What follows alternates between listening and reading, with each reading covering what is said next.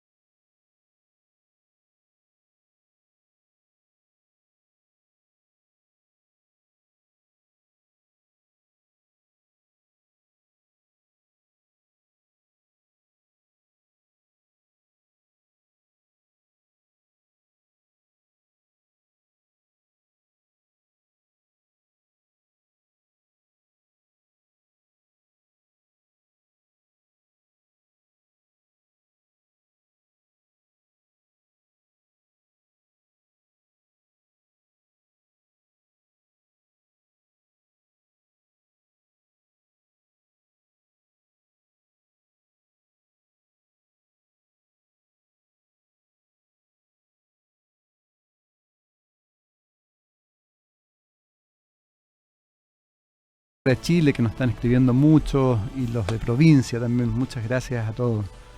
Les recuerdo que este programa va también a la medianoche y pueden escuchar todos nuestros programas anteriores en el sitio web conversandoenpositivo.cl. Un saludo muy especial al laboratorio SNOP con su producto Melipaz y su producto Paltomiel también, que lo pueden encontrar en las farmacias SNOP y en distintas farmacias del país, www.farmaciasnop.cl. Y a la revista Mundo Nuevo, una revista que se distribuye gratuitamente en distintas partes de Santiago y de Chile, www.mundonuevo.cl. Ya está con el número 101 con muy buenos contenidos de desarrollo humano. Y bueno, la transformación de sí mismo solo puede ser posible a través de la comprensión, aceptación y transformación de todo lo que existe en nuestro mundo interno y externo. Hoy en día experimentamos un mundo en que nada dura por mucho tiempo, ni siquiera nuestras ideas. Tenemos que estar renovándonos constantemente porque si no quedamos obsoletos. En palabras de nuestro propio invitado, vivimos en la sociedad de lo desechable. No solo desechamos los pañales, las computadoras, los alimentos, sino que también desechamos nuestros valores, nuestra cultura, las amistades, el amor, etc. Situándonos en este contexto nos preguntamos, ¿será posible caminar hacia una transformación de la conciencia humana? Para esto tenemos un gran invitado, a quien dejo a mi compañera Aleca Vial, quien los va a presentar. Hola, Alequita. Hola, Edgardo, ¿cómo estás? Bien, pues bienvenida. Gracias, igualmente a todos nuestros auditores. Muy bienvenidos. Bueno, tenemos un invitado muy especial ya de la casa. Se trata de Alfredo Sfeir Yunis. Él es economista de la Universidad de Chile con maestría y doctorado de la Universidad de Wisconsin y de Rhode Island. Se ha convertido en un líder de opinión y espiritual de Chile, muy destacado. Es presidente del Instituto Sambuling para la Transformación Humana. Es ex candidato a presidente de Chile. Ha sido asesor y consultor internacional en materias de economía, medio ambiente, espiritualidad y ética, y precursor de un nuevo paradigma basado en los vínculos que existen entre la espiritualidad, la política y la economía, y el papel que juegan la conciencia colectiva y los valores humanos en la toma de decisiones tanto a nivel nacional como internacional. Muy bienvenido, Alfredo. Muchas gracias. Hola, Feliz de estar con ustedes. Muchas gracias por esta invitación. Al contrario. Es un programa muy importante, hablando en positivo. Gracias. Gracias, Alfredo. Mira, hoy día queremos conversar contigo vamos a sacar un poco sobre la idea. Hace poco tuve el honor de poder conversar con Claudio Naranjo en el Teatro Universidad de Chile, y se habló, Claudio quiso hablar sobre la política de la conciencia. Entonces quisiéramos también profundizar contigo sobre eso. Lo que él plantea es que hay que desarrollar una política de la conciencia en distintos ámbitos. Pero para eso quizás podríamos partir, ¿cuál es la política de la inconsciencia? Es decir, cómo el mundo hoy día de una otra forma nos va dejando inconscientes en distintas áreas para no ser conscientes. Para ahí llegar ahí a la política de la conciencia. ¿Te gustaría que profundizáramos un poco bajo tu punto de vista y ya toda la experiencia y lo que has vivido? ¿Cuáles son los ámbitos de la inconsciencia, de la política de la inconsciencia que nos va dejando bastante hipnotizados y dormidos como habitantes, como ciudadanos? Un tema de vital importancia. Yo quisiera empezar la respuesta probablemente haciendo una definición muy corta de lo que es la conciencia, porque resulta que en todos los programas la gente usa, mira, la conciencia social, la conciencia individual, pero la gente a veces me pregunta de qué estamos hablando. ¿Esto es qué es una cosa? ¿Es un comportamiento? Yo creo que la conciencia, para definirla así muy rápidamente, tiene dos componentes importantes. Uno, el espacio. Es como algo contenedor, es como un espacio que contiene. Mientras más espacio puedes contener más cosas. La segunda dimensión es tu experiencia personal y colectiva, o la intensidad con la cual tú vives la vida. Entonces el ideal sería tener mucho espacio y vivir la vida en su totalidad. Por lo tanto, todo lo que llega tú lo comprendes, lo acercas, trabajas con eso, etcétera, etcétera. Si tú tienes muy poco espacio, hay muchas cosas que no te llegan. O puedes tener mucho espacio y muy poca experiencia e intensidad en la vida, con lo cual te llegan muchas cosas pero tú no las entiendes. Y así, hay varias posibilidades, varios cuadrantes entre el espacio y la intensidad. Para mí eso es la conciencia, es un cruce entre estas dos dimensiones. Entonces, cuando tú me haces esta pregunta, digamos, de lo inconsciente, yo diría que hay un inconsciente involuntario. Claro. Que es la persona que no tiene esa gran capacidad o no tiene esa experiencia y no hay que culparla. O sea, no todos podemos tener la misma experiencia. Por ejemplo, un campesino tiene experiencia del campo, yo no la tengo. Por lo tanto, si hablamos de cosas de conciencia en el campo, él tiene mucho más capacidad de responder. Si estamos hablando de la cultura occidental impuesta, la gramática social en que nos tenemos todos los días, posiblemente él no la tiene, pero eso no significa que el campesinado no tenga conciencia. Por lo tanto, cuando hablamos de la política de la inconsciencia, yo diría, es una frase que para mí es una intención. Es decir, alguien decide cuál es la capacidad y la intensidad con que se vive y restringe, ¿me entiende?, de alguna manera u otra, esa capacidad o esa intensidad. O te crea elementos como es el consumismo, como es valores nuevos que no te pertenecen, como eliminar, digamos, experiencia, cultura. Entonces, yo quisiera hacer esa pequeña salvedad, digamos, porque cuando hablamos de la política de la inconsciencia, es como si alguien crea eso, y puede que exista de que haya algún Maquiavelo en nuestra sociedad que dice, mira, metámosle el sistema neoliberal y esta gente se va a olvidar de sus raíces, ahora todo es general. Por ejemplo, cuando yo estuve en el Banco Mundial, la primera semana me dijeron, mira, tus valores no son importantes, porque tú vas a trabajar en países de muchos valores, musulmanes, cristianos, judíos, vas a trabajar en democracia y en monarquía, en dictaduras, por lo tanto tus valores no pueden...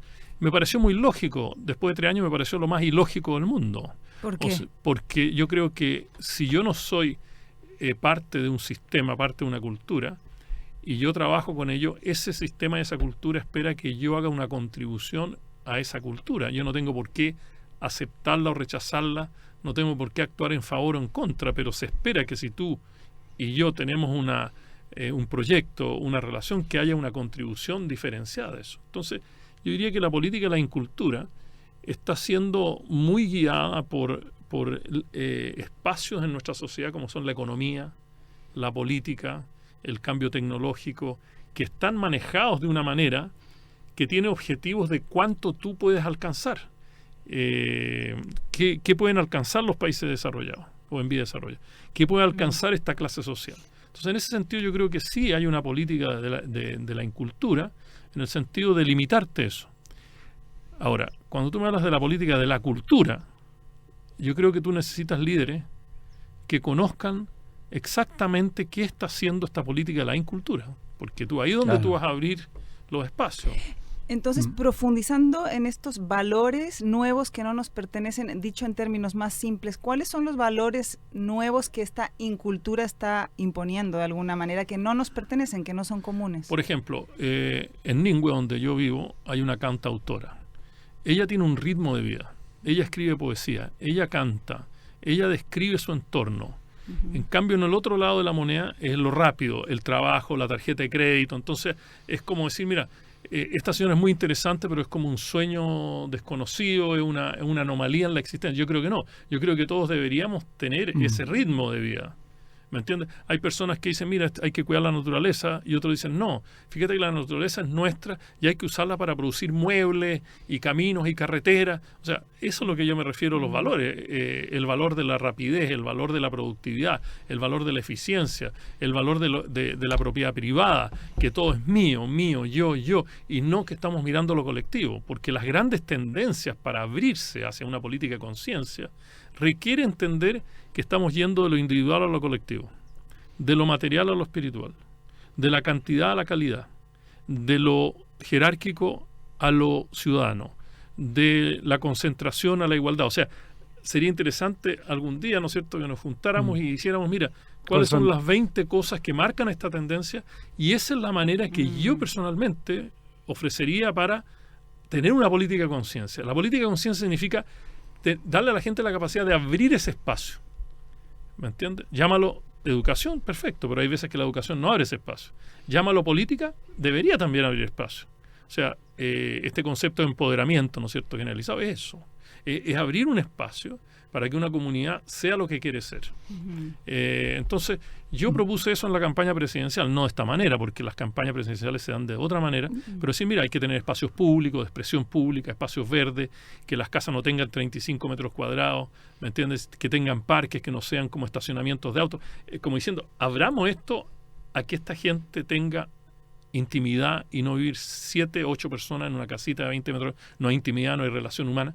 Entonces, resumiendo esta postura, porque es una pregunta que no la había pensado de esa manera, una política de inconsciencia significa que algo, alguien o un sistema te limita el espacio o tu experiencia. Lo que pasa es que hay factores también, Alfredo, quizás la palabra política hace llevar como a pensar una estructura de respuesta, pero un ejemplo, hoy día uno de los principales y graves problemas es que las personas prácticamente no tienen capacidad de conectarse y tienen unos pensamientos que funcionan a 1000 kilómetros por hora, y por lo tanto el factor, digamos, de la sociedad, del sistema, hacen que nunca estén conectados y por lo tanto están funcionando en forma mecánica. Otro factor, por ejemplo, la educación que tú planteaste, es una educación informática, no es una educación orientada al ser humano. En ese sentido iba un poco la pregunta, y que también va después la contrapregunta, que son la política de la conciencia, por ejemplo, en la educación, una educación humana, sí, ¿no? Sí. Yo estoy 100% de acuerdo con lo que tú dices, ¿eh? Pero justamente eso, o sea, si tú no estás conectado, significa que la forma que tú vives la vida, la forma que tú tienes la capacidad de ver, estás viendo una cosa y no 30 cosas. Estás viendo afuera, pero no estás viendo adentro, que es el eje de la intensidad de la vida. La educación es el ejemplo excelente para los dos, tanto para expandir tu caja de aceptación, como para vivirlo de una manera que te permita decir, mira, sí, tengo conciencia de que los animales hacen parte de mí en tal y tal manera. Tengo conciencia de que los bosques nativos hacen parte de mí de tal y tal manera. Que la comunidad X no puede ser eliminada, que los pueblos originarios tienen un papel, que el campesino... O sea, esa es la cosa. Tú puedes tener una conciencia, por darte un ejemplo rápido, de 5 gigabytes. Y si la problemática es de 1 terabyte, es muy difícil que esa persona... Pero no es culpa de la persona, por eso que quiero distinguir un poquito eso, porque por supuesto. No quiero que se aparezca que hay conscientes e inconscientes. De todas maneras, claro. Imagínate, cuando yo estuve en la campaña me decían, don Alfredo, mire, muy interesante su programa, pero vuelve en 30 años más. No hay conciencia para eso. Entonces yo decía, pero espérate un poco, fíjate que la sustentabilidad del desarrollo del agua que tú bebes, es el aire que tú respiras, es el alimento que tú comes, es el mar donde te bañas. Entonces la gente ahí empezó a conectar muy rápidamente que, a ver, claro, espérate un poquito, en mi computador entra el agua, yo tomo todos los días, en mi computador entra el aire porque lo respiro todos los días. Y cuando está mal, estoy enfermo, tengo diarrea o tengo tos, etcétera, etcétera. Por lo tanto, me parece muy bueno lo que tú dijiste. O sea, un muy buen ejemplo de capacidad e intensidad con que se vive. Por ejemplo, la gente que generalmente tiene alto nivel de conciencia tiene dos elementos muy bonitos, que uno es la identidad. Saben lo que están haciendo, tienen la interdependencia con todo su entorno, y lo otro es sentido de pertenencia. O sea, ellos saben que esta es mi nación, tengo que protegerla, este es mi barrio, tengo que protegerlo.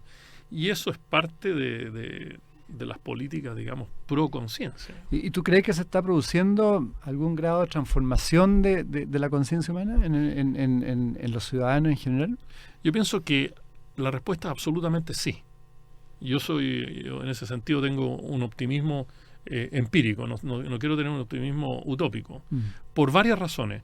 Una, porque con 7.000 millones de habitantes en el planeta, ya hay limitantes que te obligan a pensar en tu capacidad y en tu intensidad de vida. O sea, yo quisiera tener mi nieta fuera a una playa que no esté contaminada y está todo contaminado. O sea, ya la problemática del desarrollo está creando parte de esa conciencia. La escasez de agua, por ejemplo. Un caso muy concreto en nuestro país. Cómo se comporta la naturaleza.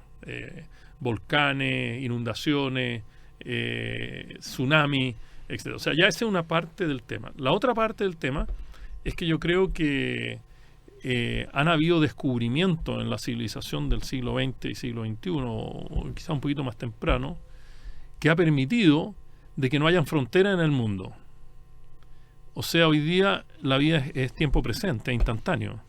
Yo nunca tuve computadora hasta que terminé la universidad. De hecho, ni en el Banco Mundial teníamos computadoras para los tipos de mi edad. O sea, la computadora era como algo muy sofisticado. Sí, claro. Sin embargo, ahora la generación joven se comunica con China por el Facebook, con Tailandia por el Twitter. Sí, claro. Y eso está naturalmente diciendo, oye, fíjate que no es así. Fíjate que aquí nosotros lo estamos haciendo de esta manera. Y lo otro que está cambiando, yo creo, es algo ya un poco más sutil, que es el espíritu del ser humano. Y eso depende de las eras que vivimos. Estamos entrando en una era, en la era de la experiencia, en la era de lo interior, que yo no la controlo, tú no la controlas, que existe. Eso va con todo un movimiento, digamos, pasando, claro, mucho mayor que nosotros juntos. Y por lo tanto la conciencia sube. Pero la pregunta que hay que hacer, Edgardo, es que sube en relación a qué. Bueno, sí. O sea, ¿dónde se va esta conciencia? ¿En relación a qué? ¿Dónde va la atención de esta conciencia? Yo te voy a hacer una pregunta filosófica, después volvemos y te paso el tiro para la Leca, pero ¿cómo uno puede lograr entender, bueno, con las guerras, la cantidad, 100 millones de muertos, hoy día déficit de comida, por un lado gente que está muriendo de hambre, por otro lado exceso de comida que se está botando? ¿Qué hay ¿cuál es tu filosofía o cuál es tu visión? ¿Qué hay detrás de eso? ¿Por qué pasa eso? Yo creo que hoy día es justamente la era de la transición. Y en la era de la transición hay muchas contradicciones. Y una de las contradicciones es decir, mira, todos queremos la paz, ¿sí o no? Sí, claro. Pero estamos en guerra. ¿Tú quieres hambruna? Nadie quiere hambruna. Pero más de 1.000 millones de habitantes en el mundo se van a dormir con hambre, digamos. Necesitamos granos, pero el 70% de todos los granos del mundo va para los animales y no para el ser humano.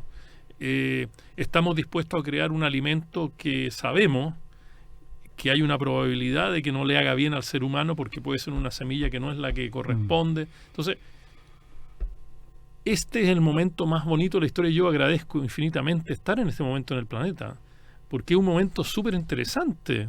Y yo, por ejemplo, tengo 67 años y yo vi este DC-3 que aterrizó en Chile y viajé en el Concorde, en el supersónico, en menos de 50 años. O sea, el planeta ha duplicado su población durante mi vida y de algunos de nosotros aquí en la sala, y por lo tanto ese es el desafío del nuevo liderazgo.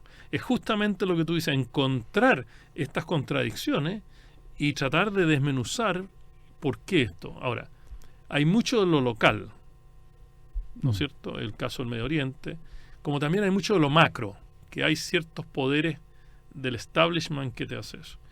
Y la última cosa que me parece importante decir es que hay una demora. En estas transiciones a veces hay unas demoras un poquito desagradables, porque a mí me gustaría no morirme hasta no ver que entramos en la época, rápido. claro, que entramos en una época bonita.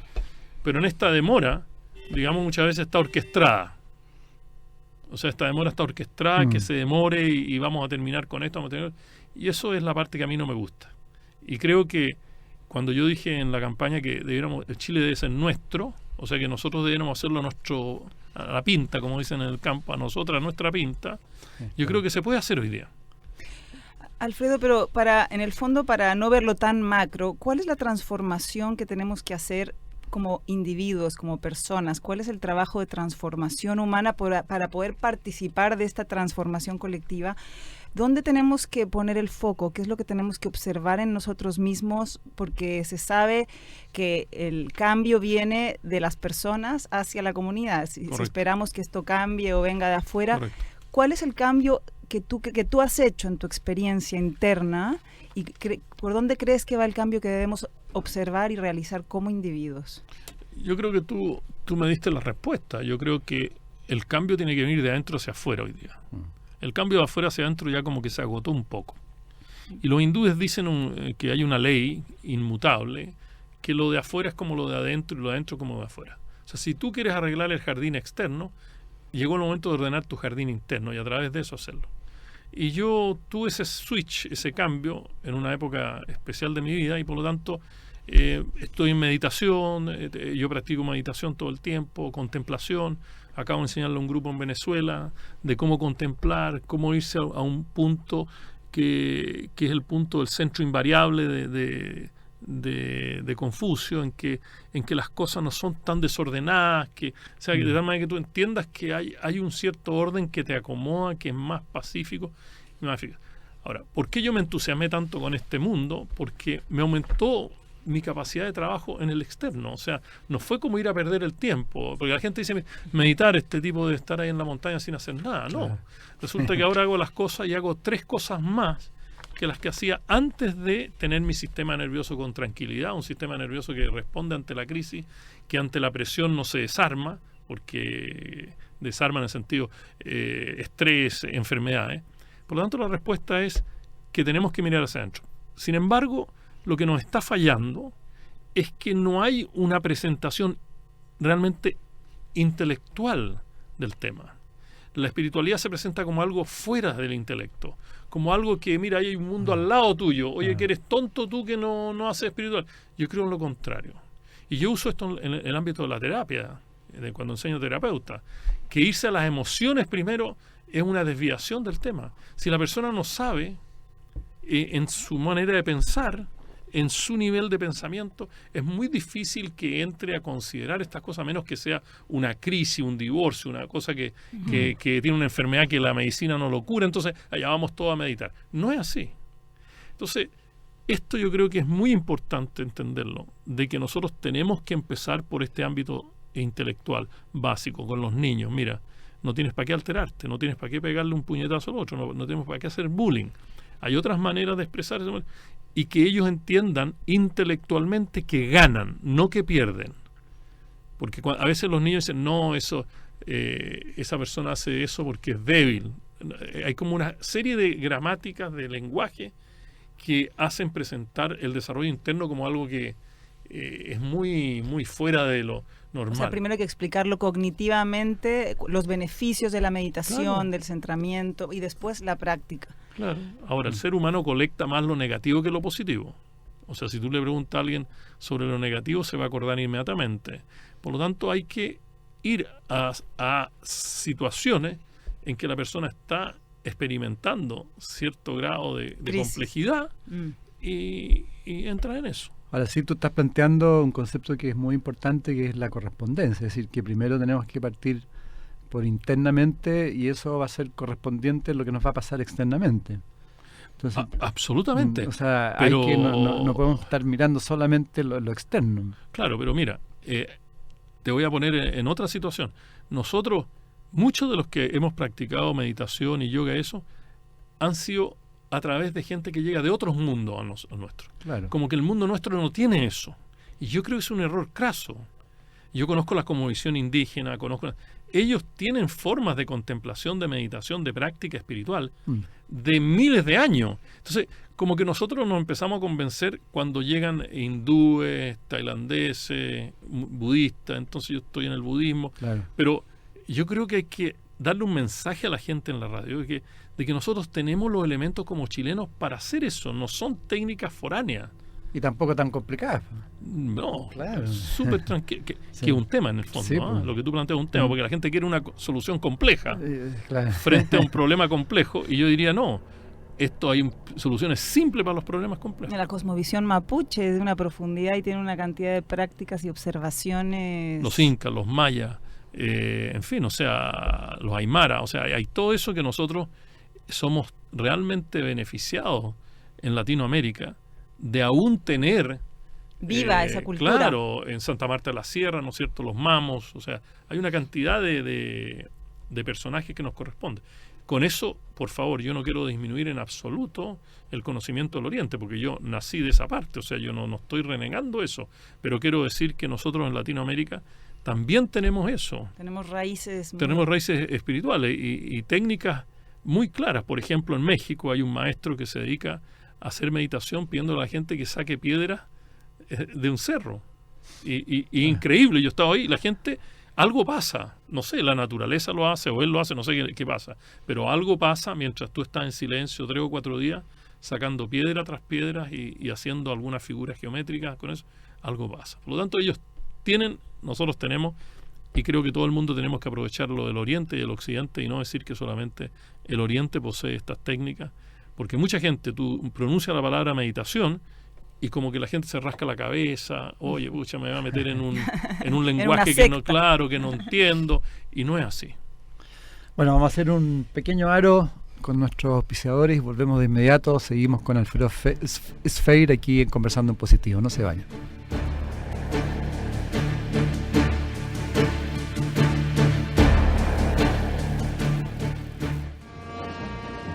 Recorre los sonidos del mundo junto a la Orquesta Sinfónica de Chile en un viaje musical por Brasil, Italia y Rusia, bajo la dirección del destacado maestro austríaco Martin Sieghardt. Obras de Villa-Lobos, Respighi y Shostakovich en un concierto inolvidable.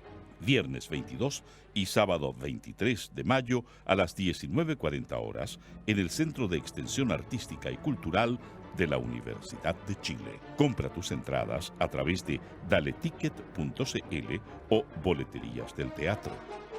Invita SEAC.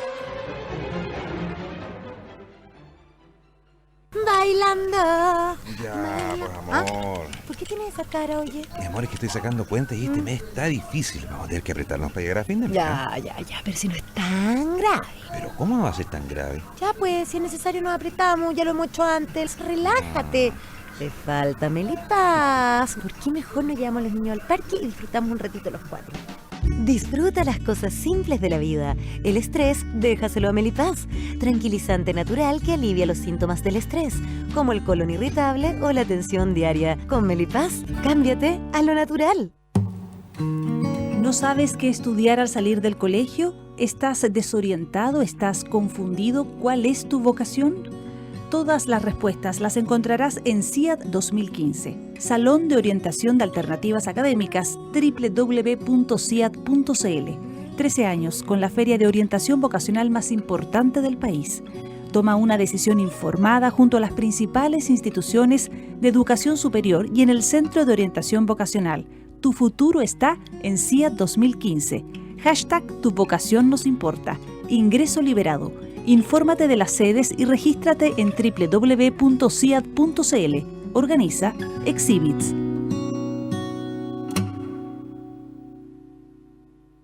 Estamos todos claros con la estrategia. Mi amor, estoy en una reunión te llamo. ¿Qué pasa si ellos nos cambian el planteamiento? Bueno, ahí tenemos que improvisar. Ya, cabros, vamos a ganar este partido que estamos a 1 de llegar a la final. ¡Eso, ¡Vamos, pues! ¡Póngale, bueno! Porque el trabajo es solo una parte de tu vida. En la Mutual nos preocupamos de prevenir accidentes laborales y del tratamiento por accidente o enfermedad profesional que necesites para que sigas disfrutando de lo más importante. Sigamos construyendo juntos cultura de seguridad para Chile. Mutual de Seguridad. Trabaja tranquilo. Vive feliz. www.mutual.cl.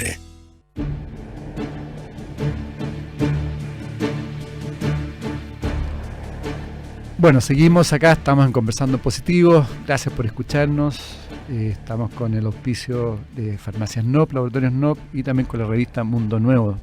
También les recuerdo MCA Festival, Mente, Cuerpo y Alma, gran festival que vamos a tener en el Estación Mapocho el día 4, 5 y 6 de septiembre. Tenemos más de 50, 60 relatores, 9 salas, una sala taller, una feria muy entretenida y entre ellos también don Alfredo Sfeir está invitado, está confirmado, va a estar el día viernes 4 con nosotros dando una gran charla sobre viviendo la transformación, así que no se lo pierdan. 4, 5, 6 tienen toda la información en www.mcafestival.cl, no se lo pueden perder. Alfredo, la semana pasada se vivió la marcha en Valparaíso, murieron dos jóvenes, 2 chicos, hay una situación como no sé, entre violenta, agresiva. ¿Cómo lo ves tú? ¿Cuál es como la punta del iceberg de lo que se está viviendo hoy? ¿Qué se puede hacer? ¿Qué le podés transmitir tú a los auditores que nos están escuchando de cómo se puede ir cambiando esta actitud, para ir cambiando las vibraciones un poco, a veces bastante oscura, por ponerle un adjetivo, digo? Yo creo que hay varios niveles que tenemos que aclarar. El primer nivel es que nada existe sin causa y condiciones. Yo creo que hay que ser muy honesto aquí ya. Este llegó el momento de la verdad. Yo no quiero repetir lo que ha repetido la radio, la televisión durante 4 meses ya. O sea, no creo que este programa para hacer eso. Correcto.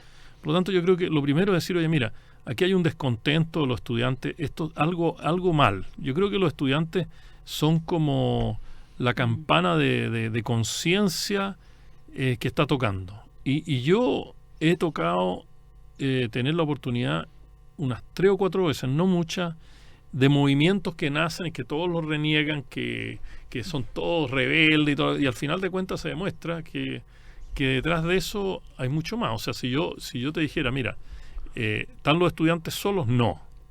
Si los estudiantes convocan, llegan. Si convocan sindicatos, llegan. O sea que hay algo más ahí y están hace muchos años.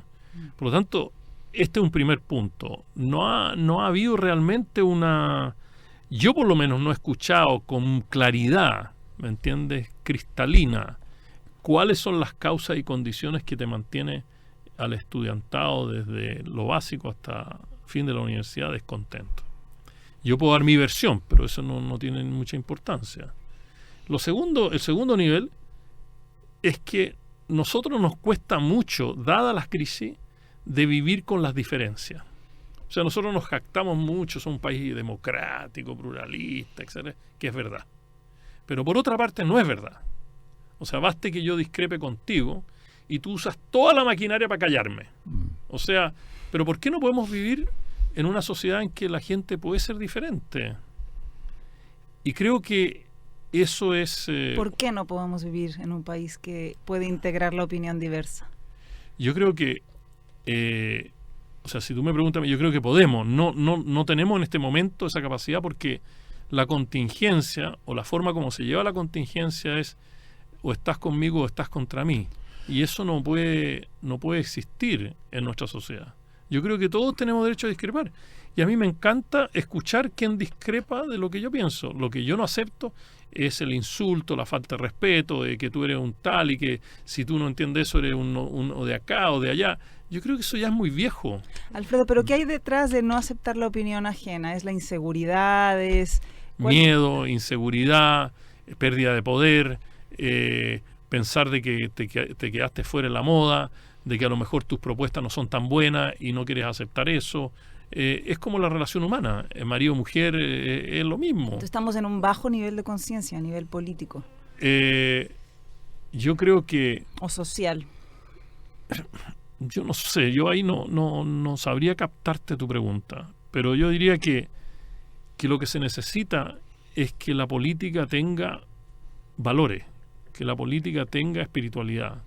Y esa fue parte de por ejemplo, en este retiro que tuve en Venezuela, nosotros, yo puse mi jingle como parte de una sesión espiritual. Y al principio pusieron el jingle y toda la gente se reía, que interesante. Claro, lo vieron desde la meta política, si era bonito, si el canto era bonito. Después empecé a cortar el jingle y decía, mira, escucha esta primera frase, ¿qué te dice a ti? Y la gente empezó a entender de que ahí había algo, que no fue un jingle hecho así comercial, sino que habían frases, por ejemplo, depende de mí, depende de ti, depende de todo. Ese es un mantra, ese es un sutra, ese es un rezo, ese es una expresión sumamente poderosa. No eres una isla, no estás solo, tienes que formar parte de todo. Entonces, ¿qué es todo? No es solo la vida humana, es la vida natural, los animales, las plantas, las flores, todo. Entonces, esa parte es importante. Y por último, yo te diría que una de las razones es que como que la gramática social impuesta por el establishment está demasiado densa y demasiado pesada. Y si tú no aceptas esa gramática social, como que nadie quiere aceptarte que tú dialogues nada. Y esa gramática social está densa, te lo puedo decir. Sí, bajo ese aspecto, Alfredo, lo que decía Claudio Araujo, él plantea que hoy día hay un fracaso del ideal cristiano, de una sociedad movida por el amor, y él plantea principalmente porque hay una cultura represiva. Entonces, él plantea que el fracaso del ideal del amor, con el consiguiente aumento de la violencia, el egoísmo, solo se puede mejorar o superar con el autoconocimiento, con el desarrollo interno. Y bueno, él explicaba todo lo que era la cultura patriarcal y todo lo que viene de hacia atrás, ¿no? Que no era solamente un tema político de ahora. No sé cuál es tu reflexión al respecto. Estoy de acuerdo con don Claudio Naranjo. Yo solo agregaría humildemente, porque yo creo que él es un gran filósofo que tiene bastante experiencia y claridad en estos temas. Yo quisiera agregar de que no es tan fácil la conclusión, porque si fuera fácil la conclusión, todos deberíamos estar allí. Yo me acuerdo cuando me enseñó mi primer maestro de meditación, me dijo, esto es lo más fácil del mundo. Y yo le contesté, bueno, ¿por qué tengo que pagar por eso? ¿Por qué, si es tan fácil, no todo el mundo hace eso, la gente rechaza eso? Entonces, aquí hay 2 o 3 cosas que nos están limitando para lograr este resultado. Uno, el estrés. Y estamos hablando de una sociedad que se metió en una forma de ser, de trabajo, de endeudamiento, de todo. Las enfermedades que nacen del estrés.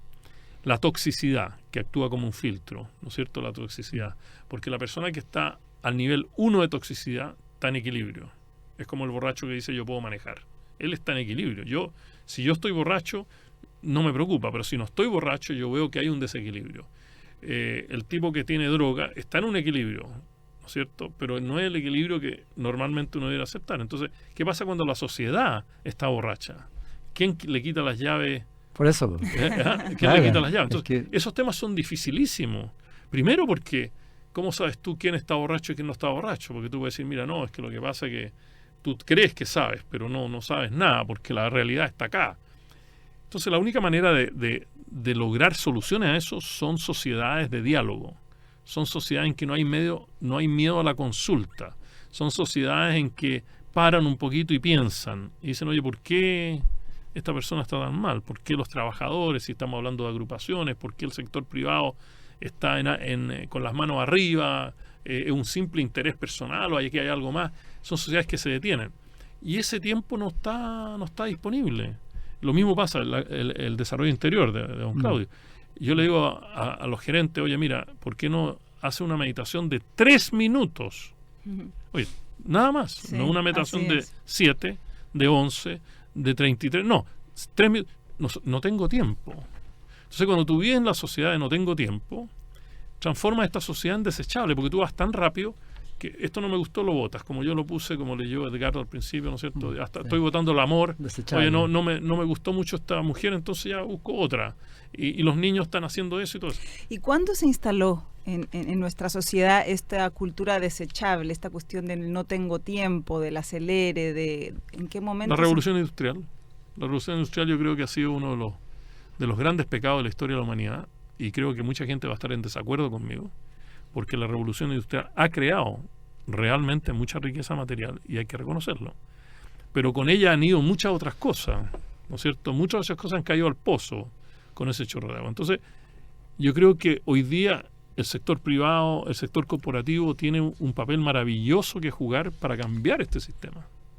Y que es el desafío que tiene Chile, el desafío que tiene el mundo entero, de cómo este sector privado contribuye al bienestar colectivo. No solo a su propio bienestar, sino al bienestar colectivo. Cuando todos los bienes pasan de carácter privado a carácter público. No hay nada hoy día que no tenga carácter de bien público. No hay nada. No es como 100 años atrás que habían 1 billón de personas en el planeta y que tú caminabas 200 kilómetros y no había nadie. No. Ahora la Tierra es limitada. Los espacios urbanos son limitados.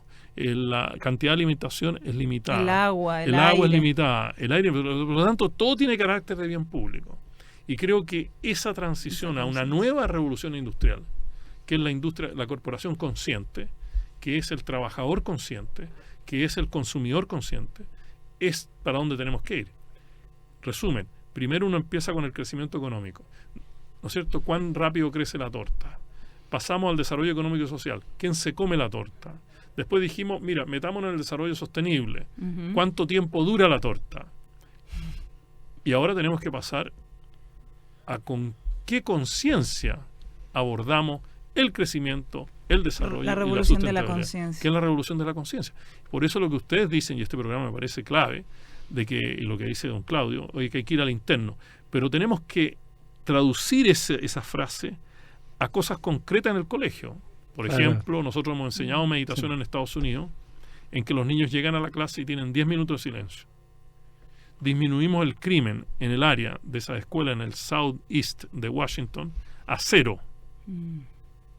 Incluimos los padres, los profesores, porque si el niño solo lo hace en el colegio y no tiene tiempo para el silencio en la casa porque los padres piensan que eso es medio raro, no sé, un éxito impresionante, pero para eso hay que tener tomar casos concretos de éxito. Las parvularias, por ejemplo. Para mí las parvularias son un elemento vital en la vida. Imagínate que el niño crece su personalidad hasta los 7 años. O sea, yo tendría los mejores salarios para esta gente. Oye, ¿dónde vives tú? No, es que tienes que tener mejor casa. Oye, ¿cómo te transportas tú? De lo contrario, nuestros niños no tienen ningún futuro. Entonces, cuando todo es masivo, todo se confunde, todo es atomizado. Profesores, no, pero es que hay distintos personajes para distintas cosas. Trabajadores, no, es que hay distintos personajes para distintas cosas. Consumidores. Entonces, estamos viviendo en una sociedad atomizada de los grandes números. Y esto que dice don Claudio está diciendo, no, mira, desagreguemos los números, veamos cómo podemos hacer esto. Claro, en ese aspecto también él planteaba lo que tú estás diciendo, por ejemplo, de los partos. Él criticaba mucho los partos tecnológicos, que lo plantea, que hoy día prácticamente hay una cantidad, porcentaje altísimo de abortos, y que son todos comerciales, muchos, digamos. Entonces, y ahí parte también un tema del nacimiento de la guagua, la forma de nacer, la crianza, el trato a la madre, que también él plantea que hay todo un cuento importante de transformaciones. Pero mira, yo creo que hay una variable importante detrás de todo esto, que es la falta de sensibilidad. O sea, si yo tengo una sensibilidad respecto a la astrología, por ser bien esotérico, naturalmente que me interesa saber qué día y a qué hora nace mi hijo, porque esa es parte de su astrología. Claro. Entonces tengo que tener mucho cuidado con todas estas cesáreas, todas estas cosas planificadas, estos abortos planificados. Segundo, si yo soy sensible a que el 99% de las enfermedades de todos, se gesta durante el embarazo, que es un poco la medicina tibetana. Si tú tienes, entonces, todas las madres embarazadas van a ser muy bien cuidadas. Por supuesto, claro. Entiendo lo que te quiero decir. Son esas sensibilidades que no existen. Si tú sabes que el niño, su personalidad se desarrolló entre los 0 y los 7 años, nosotros tenemos que tener un sistema social espectacular para las madres, porque si la madre está mal, imagínate, entre los 0 y los 7 años los niños están pésimos. Entonces, yo creo que nuestra sociedad tiene que estar en posición de contribuir monetariamente, materialmente, humanamente, espiritualmente, a ciertos bloques de la vida del ser humano chileno para que suceda eso, pero tú tienes que tener sensibilidad para eso. ¿Y cómo se da esa sensibilidad? Menos toxicidad. Y eso significa cambiar nuestro sistema alimentario. Tú eres muy hacer crítico al tema del sistema alimentario. Demasiado, porque tú eres lo que tú comes. Y mientras más comes eso, más eres eso. O sea, imagínate, te pongo el caso de un psiquiatra, dice, mira, tú tienes una depresión, hay una cuestión bioquímica que hay que equilibrar. ¿No es cierto? Tú lo equilibras con el laboratorio o tú lo equilibras con los vegetales. Claro. Por lo tanto, la existencia de la alimentación, pongámoslo por el lado positivo, te evitaría, por supuesto que hay casos imposibles, pero te evitaría muchas de estas cosas. Entonces, si tenemos una sociedad de alimentación chatarra, de alimentación, ¿no es cierto?, con semilla transgénica, etcétera, etcétera, tenemos que estar dispuestos a aceptar esos resultados, disculpa, pero no nos hagamos los lesos de que nosotros tenemos esa aceptación de estas cosas y después, oye, no, pero ¿por qué hay tanto cáncer? Oye, ¿y por qué hay tanta depresión? ¿Y por qué esto? Como si estuviéramos sorprendidos. Entonces, yo te podría decir que hay estudios en Inglaterra que demuestran que la alimentación en ciertas cárceles ha disminuido la reincidencia de los presos, ¿no es cierto?, de los crímenes en porcentajes altísimos. Entonces yo te puedo decir algo, una hipótesis de trabajo. Por favor, público, no crean en lo que estoy diciendo, que a lo mejor la violencia que existe en nuestro país tiene muchas de sus causas en la mala alimentación, en el desequilibrio proteico, en el desequilibrio de minerales, en el desequilibrio de las células del sistema nervioso de la juventud. Y en la cantidad de carne que comemos también. No sé, carne, o sea, yo no soy o sea, yo soy vegetariano, pero no soy anti esta cosa, pero te quiero decir, si uno hiciera esa hipótesis, sería interesante ver cómo, cómo un sistema de alimentación, cómo tú logras que en un barrio, barrio frágil, ¿qué come la gente? ¿Cómo se alimenta? Si la persona está en un rincón de la dieta, es decir, por ejemplo, pan y té, eso ya la ciencia sabe lo que eso significa. Entonces, ¿qué pasa? Que tus células nerviosas demoran mucho tiempo en regenerarse dentro del conflicto. Y la idea es que no, hay conflicto todo el tiempo, toda la vida, pero que tu sistema nervioso vuelva rápidamente a ubicarse en el centro. Entonces, no se ubica, entonces estamos en otra. Yo creo en la alimentación, yo creo que es uno de los elementos, no es todo, pero es uno de los elementos. Pero cada vez está más identificado como un grave problema. Yo pienso que sí. Y el tema de la salud hay que hablar también. No, ahí es directo. Claro. Ahí es directo. Pero yo te quiero decir, ya estamos hablando de enfermedades que yo llamo las enfermedades económicas, que son las enfermedades que nacen de la contaminación, pesticidas, fertilizantes, preservantes, en fin. Ahora, tú tienes un decálogo en el fondo para la transformación muy interesante. Hablas de la transformación humana, que un nuevo país requiere de una nueva conciencia que comienza con uno mismo. La transformación social, debemos también entender a nuestra nación como un colectivo. Transformación valórica, los resultados que vemos hoy en nueva sociedad están íntimamente ligados a los valores que profesamos. Transformación ecológica, transformación institucional, energética, urbana, rural, industrial, alimentaria, lo que hablaba recientemente. Correcto. Transformación urbana y transformación energética está faltando mucho ahí también, ¿no? Sí, porque la transformación urbana, 86% de Chile vive en ciudades. Estamos todos encima del otro. ¿Qué hacemos con eso? ¿Qué hacemos en nuestra ciudad? El estrés que hay en Santiago, por ejemplo, Concepción, Valparaíso, ahora yo vivo cerca de Chillán. Chillán es increíble, hay un tráfico insoportable a cierta hora del día, o sea, eso es impensable. Y así Los Ángeles, y ya no es un tema menor. Esa es más o menos la transformación urbana. Alfredo, perdón. Sí, yo quiero dar un consejo justamente para combatir el estrés. Muy bien. Está planteando Alfredo. Toma un excelente desayuno. Un día de trabajo intenso en tu jornada laboral requiere energía y amplificarás tu estrés si no tienes suficiente combustible. Disfruta las cosas simples de la vida. Los síntomas del estrés déjaselos a Melipaz, el tranquilizante natural que alivia los síntomas del estrés como el colon irritable o la tensión diaria. Encuéntralo en todas las farmacias del país. Exige Melipaz, cámbiate al natural. Y también le dimos a Alfredo ahí unos productos NOP que son naturales, muy buenos. Y les recomiendo también la revista Mundo Nuevo. La edición número 101 tiene algunos artículos. La dulce revolución de Joseph Pamies, La energía del amor. la extinción del niño sano, médicos sin marca, plantas purificadoras, aire limpio dentro de casa y otros artículos que se los recomiendo. Mundo Nuevo, www.mundonuevo.cl. Nos está quedando poco, Alfredo. 4 minutos nos están diciendo. ¿Quieres decir algo? Sí, una pregunta. Alfredo, tú fuiste candidato a presidente en nuestro país. ¿Cuál es tu gran sueño para Chile? ¿Cuál es tu gran ideal de sociedad? Porque creo que es importante volver a retomar eso, tus ideas cuando fuiste candidato. ¿Cuáles conservas? ¿Cuáles Mira, renovaste? Para mí ser candidato fue un privilegio, realmente increíble. O sea, el haber podido contactar con la ciudadanía, toda la gente que me ayudó, el partido que me ayudó, yo creo que es todo muy importante. Si tú me pedías en una frase, yo quiero un Chile feliz, y no es una canción. Yo creo que es importantísimo cambiar nuestra manera de pensar sobre el bienestar chileno. Segundo, yo quiero un país que se exprese de sí mismo, de sus propias raíces, mucho más de lo que se está expresando ahora. Tercero, de que no perdamos el sentido común para resolver ciertos problemas que son posibles de resolver, son posibles de prevenir. O sea, yo creo que muchos de los problemas que tenemos nosotros son creados por falta de interés, falta de preocupación, falta de diálogo, falta de solidaridad. Y creo que hay que ser franco en eso. Yo creo que en Chile problemas estructurales yo no veo demasiado. Tercero, yo creo que hay que buscar un punto de equilibrio material menor. ¿En qué sentido? En el sentido de que deberíamos tener más igualdad.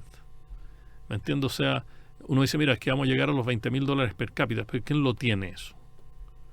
O sea, es la mentira de los promedios, digamos. O sea, claro, o sea, y yo creo que no se debe tomar este tema de la redistribución como un tema político, partidista, que el que piensa en igualdad es revolucionario, el que no piensa en igualdad no es revolucionario. Yo creo que la igualdad es central para que la actitud, el respeto, la capacidad de pertenecer, el sentido de que todos están conmigo y yo estoy con todo, ese es el ideal que yo quiero de Chile. Cuando tú hablas de igualdad de oportunidades. De todo, igualdad de oportunidades, de seguridad, de empoderamiento, de acceso a los recursos que tenemos, de bienes, de información, de respeto, de todo eso. O sea, que la gente diga, mira, tengo un futuro, no que tengo que luchar, desarmarme por un futuro, tengo que endeudarme hasta no sé dónde por un futuro.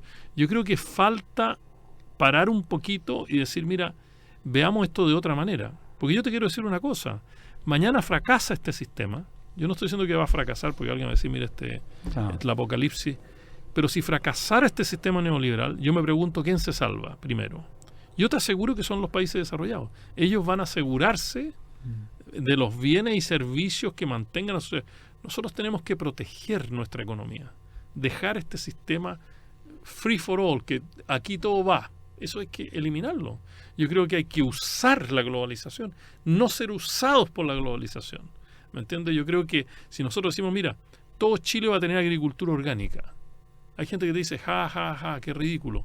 A lo mejor ese es el futuro del mundo y nosotros deberíamos ser pioneros en eso. ¿Me entiendes? En traer laboratorios, en traer gente experta, certificaciones, tener laboratorios impecables sobre esto. ¿Por qué no? Que la gente que venga a Chile diga, mira, Chile es el país más sano del mundo. Allá se come sano. Allá los peces no están contaminados. Ahí el uso de pesticidas, eso está muy bien regulado. O sea, ¿por qué no? Yo no veo por qué no.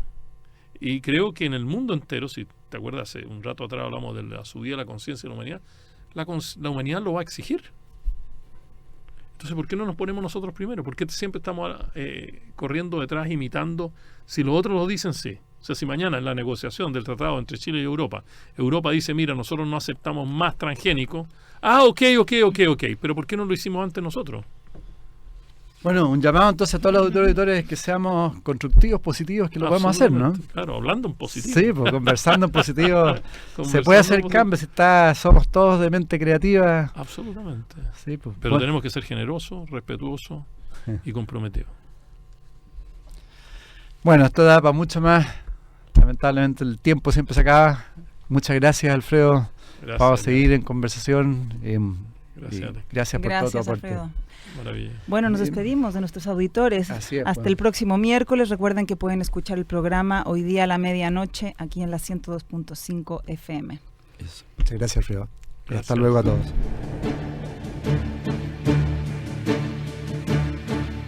Radio Universidad de Chile presentó